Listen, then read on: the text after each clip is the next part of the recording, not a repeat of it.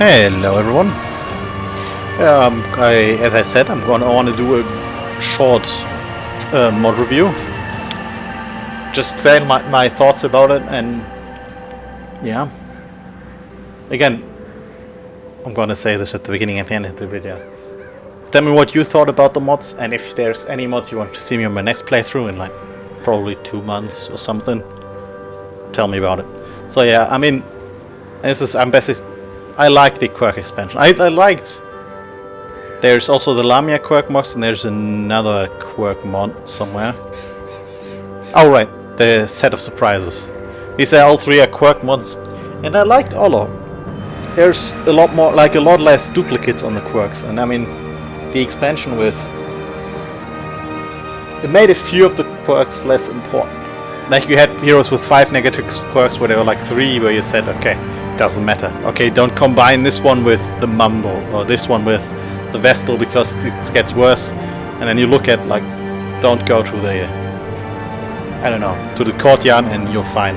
But that's still fun. I like quirk expansion mods. I mean, maybe all 3 of them stack too high, but I don't think so. I think I would continue with quirk expansion mods in the next playthrough. Collector heads and lineage and lost treasures are 3 different trinket mods, and I do like the complete collector heads because there's only a few base game collector heads normally, and I like the fact that you can find these in the secret rooms. It's not always better than gold, but it's always more fun. I didn't use that many heads, but I used quite a few of them, and I feel like they open up, so I would always play with these, to be honest. The lineage trinkets, the same. I didn't use many of them, because at the time I got them, actually, I had a lot of other different, very good trinkets. But they're still a lot of fun kind of flavor. Lost Treasures is just a bit of more trinket, but I enjoy that also. I think I don't know what trinkets these are exactly, but I like them. Now this is my quality of life. Slight haste and no camera zoom above that one is great. Prisoners didn't do much.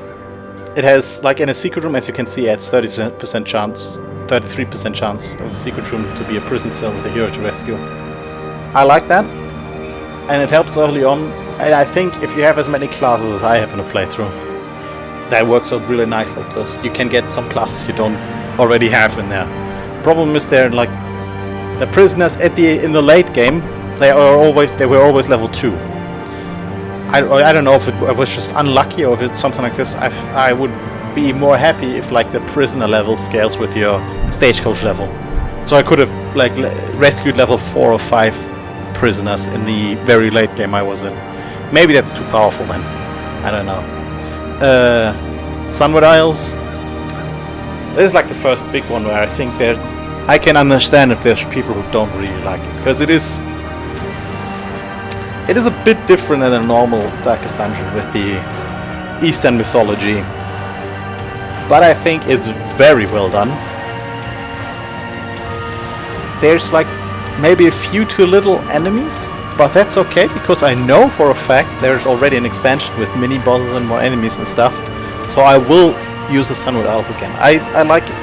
And honestly, there were quite a few enemies where I kind of like, after the episode where I encountered them sometimes, I just googled and read a bit through the backstory, on a few of them at least. And it's kind of fun to like see a different set of horror stories and myths. So yeah, I enjoyed it. And one thing I gotta say though, the boss fights were amazing. Like especially the last one. But the first one was the big fish with the torchlight who tries to douse the torchlights and then be stronger. That was fun. The double guardian statue, okay. I like the mini boss with the, sometimes the trap is actually the statue where it's a spider acting as a human. Great. And the last boss was amazing. Like actually amazing. I loved it. I think this was a really good one. I'm looking forward to already when the next playthrough I'm going to use it again, and then I'm also going to do the expansion pack on that. Neru, I think this was the first one who really killed my party, and it was fun. Less dangerous later on. We didn't see it for quite a while because I think it only spawns in the ruins, and ruins is the first one you go through early enough, but I liked it. good mini boss with the doubling up reds and something. Very enjoyable. Creeping Mist is, yeah, this is just, I don't think that's essential, honestly. It's just sometimes, normally you have blockades all the time, and I like that there's like, sometimes there's mist instead, where you instead of having a shovel you use a torch. So I like it, because it's just, you don't, sometimes you're just screwed with shovels. You can never use them on Curios, because there might be like 2 blockages and then you're screwed. And in this way, even if there's 2 blockages, there's a chance that one of them is just torch. I think it's interesting. Okay, Creeping Mist Patch, there we go. Stacking gem icons, that's a bit of flavor. Probably if you have problem with too many mods, it's one of the ones you can remove, but I like it. Like seeing the gem stack up was a lot of... It's like in the background, but you're not like, oh, that's cool, I like this mod, but just in the background, it's just neat to have. Inventory stack, quality of life. I think this is also the one that makes boss items stack normally, which is pretty important. Second really big mod, the Crimson Court overhaul. Yeah, I mean, takes a bit of the uniqueness away from the Crimson Court as just being 3 huge things and then the Garden Guardian at the end. I kinda liked it, to be honest. Seeing the bosses more often, like fighting the Baron 3 times, the Viscount 3 times, and then the Countess at the end. I think that was a good way of doing it. I think there was another one, Crimson Court, instead of Virulent Overhaul, the Crimson Court Plus, that also changes something. Maybe next episode I'll try, next playthrough I'll try this instead of the Virulent Overhaul, but I liked it. I think it was well done. Especially you can fight the Countess early on with the as like instead of the Shambler. That was fun. And yeah, just having to go there from time to time feels a bit more integrated instead of like having the 3 huge missions.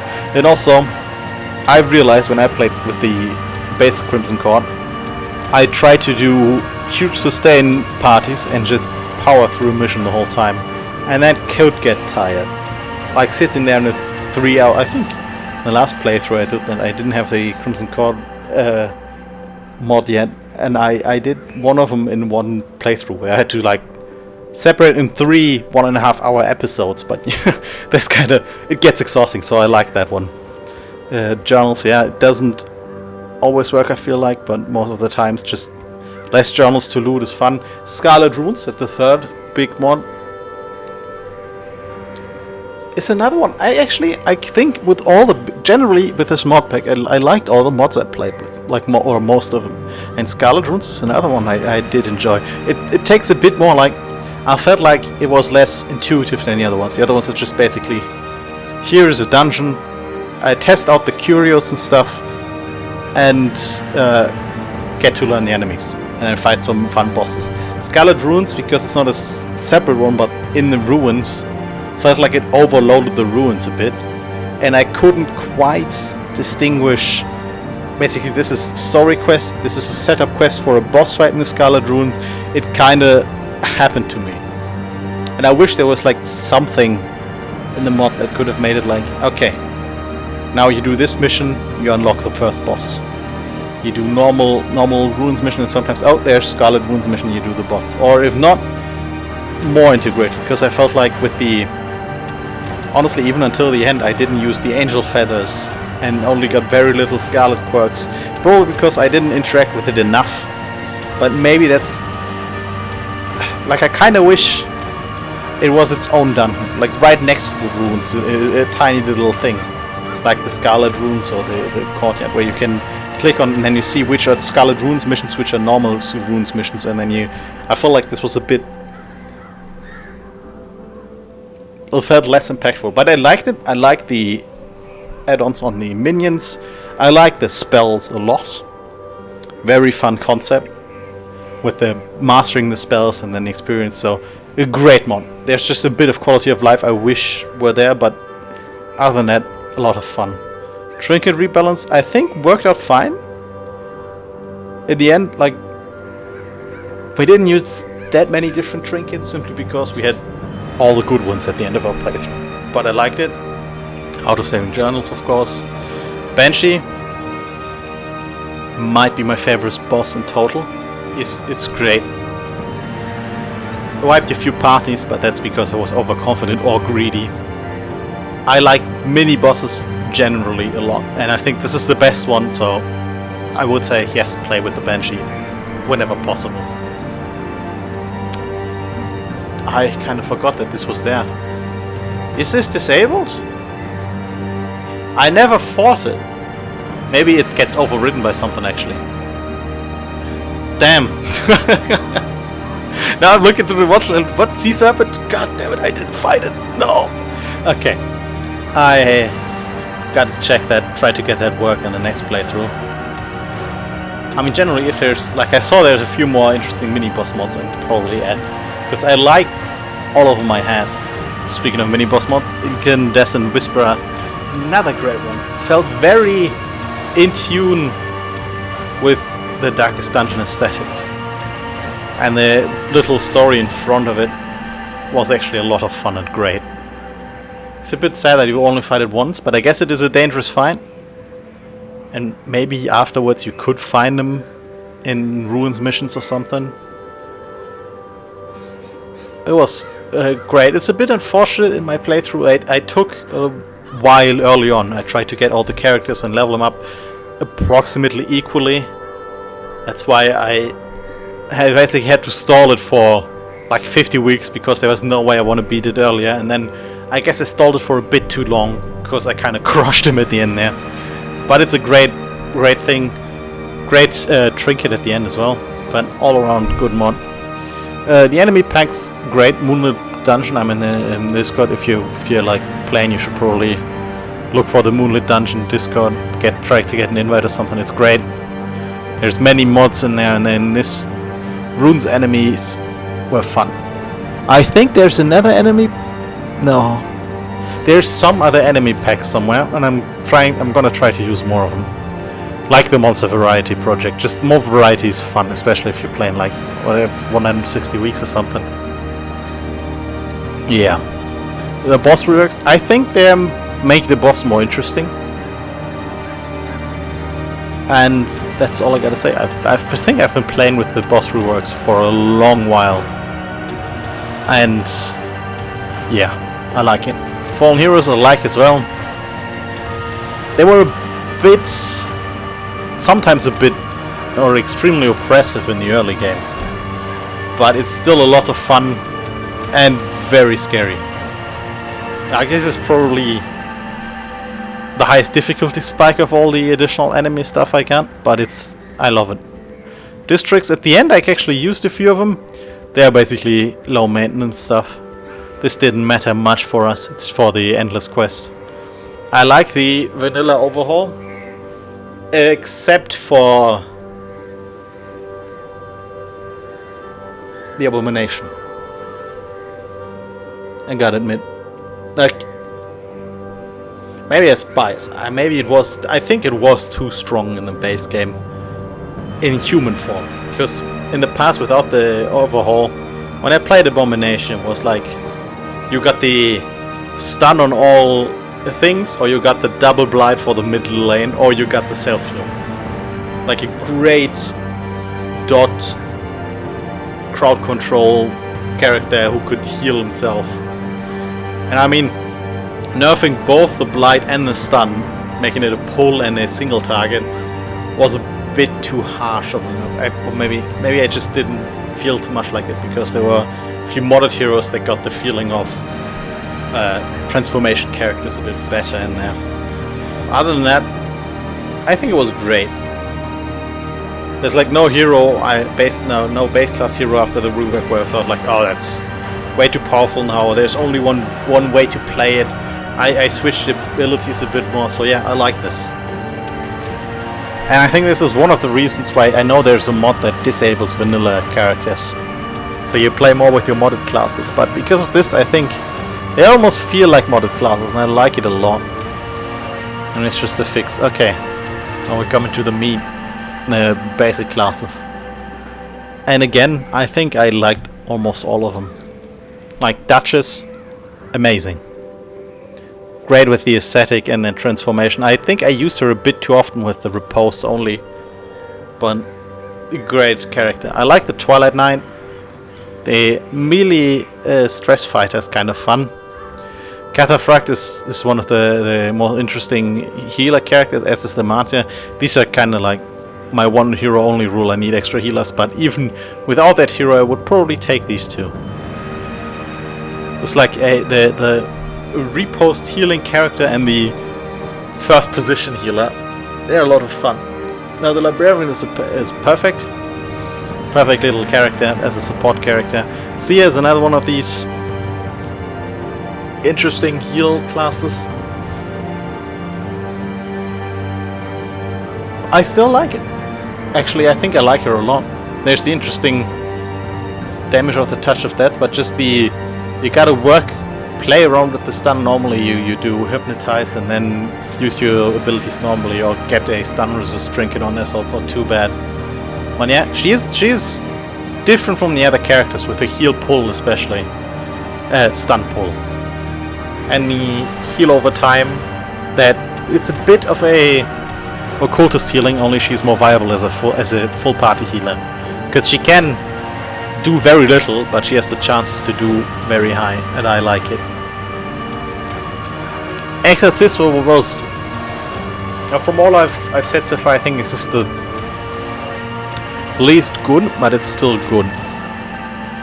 The ramping up damage, but especially I feel like he's a very good supporter class. He's got the stun and knockback to get the enemies out of water. You got the party heal you do when there's corpses, a stress heal that is. You got the single target heal, it's a lot of fun with the...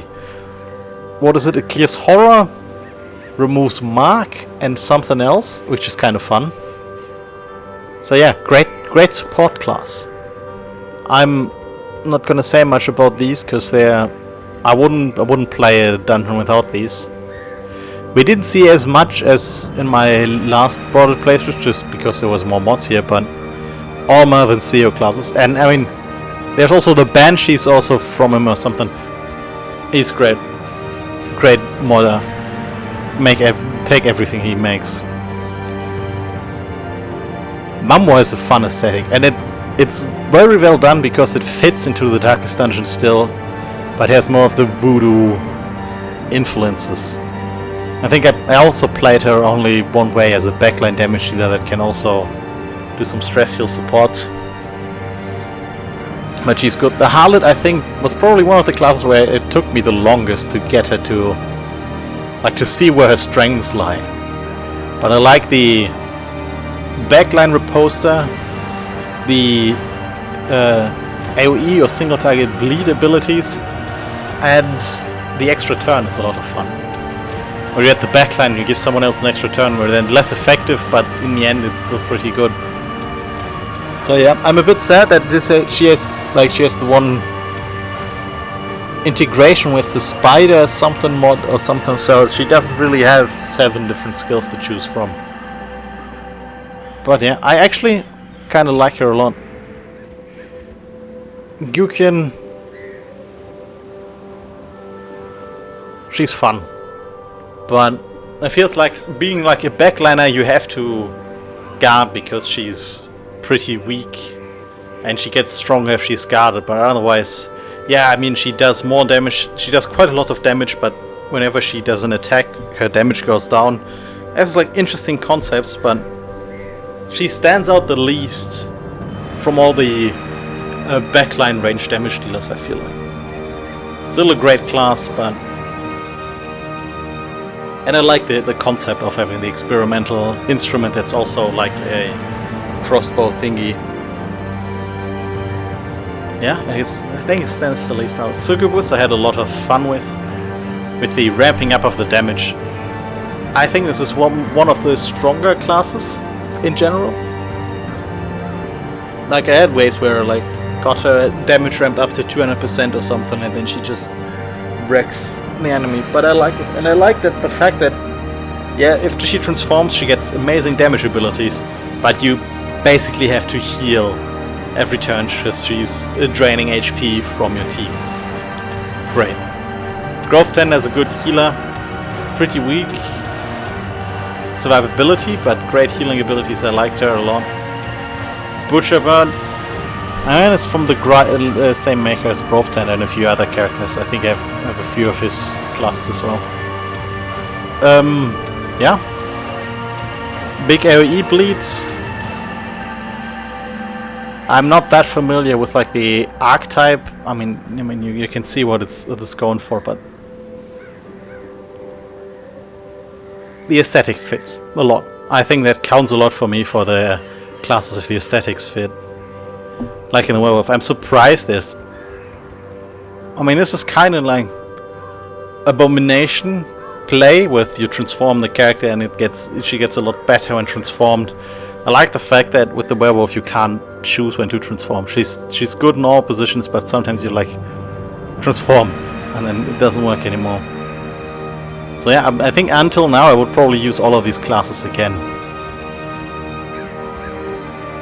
Maybe, I think from all of them I got so far, the Gukin and the Butcher Bird are the least interesting, but I think I like the Butcher Bird still a lot. Monk was one of those classes at the end. I only just at the end leveled him to level 4, right? I didn't use him much, and I was surprised with how well he could heal. I think that's maybe I underestimated the flexibility of this class. It feels really strong, and it's a lot to read through, like every ability buffs or debuffs some sort of rest of his kit. But playing him at the very end there, where leveling up characters, was kind of fun with him having being like the main healer and everybody else could only single target heal. That worked out, so maybe he's worth a look. Tell me what you think about it if you've played with him, because I didn't quite get the feel for it. Air was a great healer. Again, it's probably one of the high power level ones, because her party heal on baseline is just Vestal heal with +2 on all values, which feels a bit too strong. I feel like we could go -1 on these ones. And I think the single target heal is the same value, so that feels a bit out of whack. But other than that, great class. I love the fact that the air is like single target and AoE heal like the Vestal, just no restoration, no percentage chance to heal more or less or something like that. It's just straight up healing. And then she also has the backline AoE bleed like the Occultist and the frontline Mark to be a basically perfect healer in a Mark comp where sometimes you don't have to heal. She actually, instead of stunning like the Vestal to control the enemy, you can Mark. It's great. Arcanist, I think I've talked about it at the beginning. I feel like this is the one that fits the least in the aesthetic, simply because it's like obviously video game attire instead of something that someone would wear. Right? For me always feels a bit strange. The thing why I'm still playing with him is just his kit is... rather his trinkets are great. Like the way it transforms his playstyle, like I had he damages all his allies on ability, but then also puts heal over time on him. Worked as a support healer. His support abilities are really strong, but he can only use it once or twice per round. It's kind of fun, otherwise you got the damage side. I feel like the damage side is a bit... it's just you always use the single target attack and then it hit every row from every row. You're just like, whatever. I feel like it would be a bit more interesting if the damage side has more... like, the supportive side has downsides. All of the abilities are amazingly strong, but you can only use them once or twice. It's kind of fun. You have to be like, okay, if this is a long fight, do I actually use this or do I wait? I feel like his damage side, if they were a bit more... I don't know. Things to play around in the damage side instead of just like, yeah, okay, use your ability. Sometimes you use the AoE, but most of the times you just do the single target and it's a lot of damage. I would love him more, but I still like him a lot. Very interesting. Keeper has a great concept. And also great skin, like very visceral and gritty. I like the playthrough of a little bit like the Flagellant rework there, and that she gets, instead of Flagellant only has it on one ability where he gets stronger with stress, she has it on all her abilities. And I like that play style. Maybe like you take her in a stress healer and then you do stuff. I like her abilities. I don't know if, like, I don't think I ever used her as a main healer, because she has the party heal, but that also makes her guard the party. So there is actually some things I can play around with, so I will take her again, I'm pretty sure. Dawn, I played a lot with her and I love the concept from the blind swordswoman, where she's like, she has to get a riposte ready, and then as long as she's dodging, she's in control, she can riposte, but she gets hit one and then like breaks her stance and she can't riposte anymore. That's great. Like flavor wise, and also playing around with. A lot of fun. Beastmaster with his double attack, the plant that I think I used it more early rather than late, but a good kit. I liked it. Voivode, I feel like he was not one of the characters I didn't really see the use of. It felt like he was a bit doesn't really fit in something, and it's not like many abilities I want to use. And if it, like you have a character where you're like, okay, I'm always gonna use the same ability, it's a bit not great. But then I got the Darkspawn stuff at the very end game, and read or got told that there's interesting interactions there. And I feel like if you do that early and do some Darkspawn parties and stuff like that, this could become very interesting. So I think this I would try them again, because I feel like there's stuff in this class mode I get left unexplored so far. Snake Charmer was one of the characters I think I always did the same loadout. No, frontline or backline I decided different loadout, so that's good. I liked it a lot actually. He has the stun, he has the riposte, he has some straight up blight attacks, a bit like the shield breaker. That was interesting. So yeah, I liked it. It also fits Marvin Zero, great. Wretch is probably the frontline I use least, like straight up tank. I like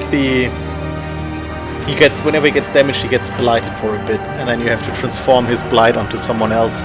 That's kind of fun, but it feels like he's either extremely good if he gets hit with blights and then transfers him on the enemies,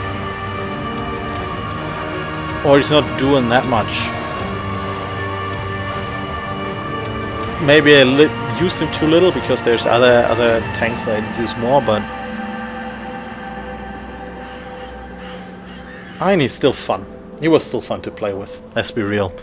Darkgrave is probably the one I wouldn't use again. I can see why he could be fun, and with the strength from darkness and Firebomb where he sacrifices it, or the free attack where he sacrifices HP to get an attack in. There's interesting stuff there. It's just like, I never felt like, ooh, there's the party, Darkgrave, slots in there, works perfectly. Like I had to be like, okay, we're doing a Darkest Run party, and then, but do I, okay, I guess I'm putting the Darkgrave in there, because he has basic darkness shenanigans, but it's never, I didn't like it that much. But I mean, it is a good character, it just didn't fit with me. The Cook was a later addition. I was surprised with how fun she was. With the, you use your cooking once, and then she's in the support ability, and then, I mean, yeah, it's a bit strange that you have like, okay, this is a team of hardened people diving into a dungeon, and there's just the old woman with a big backpack full of cooking utensils, and then in the fight she's just like, okay, you handle these eldritch abominations, I'm gonna cook dinner. And everybody's like, nice. Okay, that I can see why that would annoy some people, but I like it's like another one of these healers, like they all have a different like quirk of the healers I got installed. The ones who are most similar as like the heir to the Vestal, but they fulfill very different roles, and all the other heroes have a different quirk. Hers is like, yeah, you do the cooking and then everybody gets healed, and then other than that you only have single target heals, but you do restoration the whole time, and then you can do one big heal at the end. It's kind of fun. And then the loadout you can do, she has a few attack skills still to help out with damage, but most of the time she's supporting with lots of healing and restoration. I think that was a lot of fun. Bogatyr, great. That was one of the very fun frontliners. You can build party rounds. There was the rework that almost got us in the third Darkest Dungeon because it was kind of injured. I didn't realize that one, but that still makes him an interesting character with the stun heaviness with extra damage versus stun and ability versus stuns, but he can also, a bit like the Crusader, be like healing support. And there were a lot of parties where I just did, okay, we do a light stun synergy, and then a healer who's not like Vestal power, but still pretty good, and then sometimes he just comes in with his party heal to help out. A great character. And then Musketeer. I think this is probably the best one. The Musketeer. I know there's different Musketeer mods. This was the best one I've played with so far. And I like, she's a bit like, I guess, yeah, you got the Arbalist, Musketeer, and I guess technically, and Gukin and Falconer. And yeah, they're getting a bit samey at that point, but I like that the Musketeer has, instead of healing, she got the potential stress stuff. She has the repose to reposition, one of my favorite abilities, and she's more accuracy and crit and less straight up damage than the Arbalist, so there's a bit of a difference, and still less utility than a Falconer. I think it fits. I don't think there's too many. It's maybe why I like Dukin the least, even though she's kinda unique in the way she plays. If I got like range damage dealer in the backline, I felt like I like the other three classes a lot more. So Musketeer is one of these three, so yeah, I like it. No more game overs was important. I wouldn't have been able to play in Stygian with the time limit or the death limit, and I think, as I said, grinding through is more fun to me than just having to like be careful, because I feel like with the normal death limit you can be screwed by an early fallen party which wipes you, and then you're like, okay, there's a high chance that I'm going to lose the save file or the game in like 20 weeks or 25 weeks now if this happens again. So I think this was great. I mean, we needed the roster stage, beta stage. I think these are all utility stuff now. You can see I got a few more installed already. Or downloaded already. I didn't want to add this at the very end. So there's classes I want to check out. There's mods I want to check out. But yeah, most of these mods I would probably play again in another playthrough. I can see like maybe try a different courtyard overhaul, though I like this one a lot. Add more mini bosses. I think, depending on how many good mods there are, would you guys prefer it if I don't use the vanilla mods, but instead use the mod that removes vanilla heroes, only play with modded heroes? That's a lot of heroes lost though. I feel like I need a lot more mods that way, and then I'm a bit picky with mods. I don't want to just put everything in. It has to at least fit a bit. Like I would probably, from my loadout, I think the Exorcist was fun enough to keep, but he's like on the brink of being dropped. I feel like the Gukin I would probably drop. Butcherbird is also on the brink, but I liked her enough. Monk, I'm not quite sure, also on the brink. Voivode as well. Wretch as well. Darkgrave I would probably drop. So there's a few characters I could drop and change for other ones.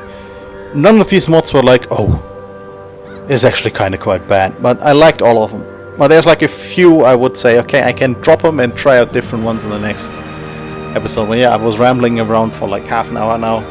Most of the stuff you probably already know from a playthrough. Anyways, I like the mods. I can only recommend, if you played Darkest Dungeon once, play them with mods. There's an amazing mod community and great mods all the way through. And again, if you got any mods you think I should play with, any mods you think I should not play with, tell me in the comments. I'm gonna read them all, I'm gonna look at them all, I'm also gonna look through it anyways, and then yeah, I'm hoping I'll see you again when I play my next playthrough with hopefully different mods. It will be a while though, as I said, probably like at least 2 months, and yeah, I'll see what else I can upload on the channel, and Monster Train and something else I guess until then. And yeah, again, I hope you guys enjoyed this. Thank you for watching my Darkest Dungeon playthrough, and as I said, I hope you guys enjoyed it.